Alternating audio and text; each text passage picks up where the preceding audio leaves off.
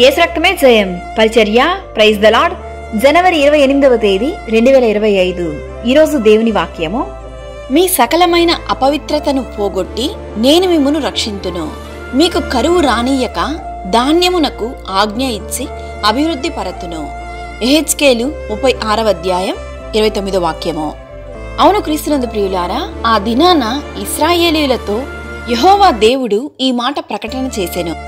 అన్యజనుల మధ్య మీరు దూషించిన నా ఘనమైన నామమును నేను పరిశుద్ధపరచెదను.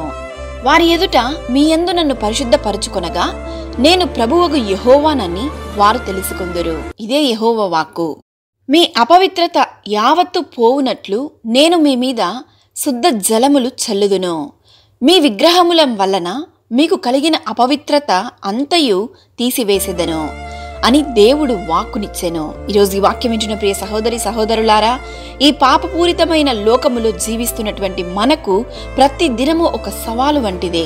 ఎందుకనగా అపవిత్రత అన్ని వైపులా మనకు అంటుకోవడం చాలా సులువైన ఒక కార్యము. అయినప్పటికీ ఏ విధంగా అయితే ఉప్పు నీటిలో ఉన్న చేప ఏ విధముగానైతే ఉప్పుగా ఉండక తన్ను తాను వేరుపరుచుకుంటుందో, అదే విధముగా క్రీస్తును కలిగి ఉన్న మనము అపవిత్రత నిండి ఉన్నటువంటి లోకములో జీవిస్తున్నప్పటికీ దేవుణ్ణి పిల్లలముగా ఆ క్రీస్తు రక్తపు కోటలో పరిశుద్ధతను కాపాడుకొని జీవించాలి.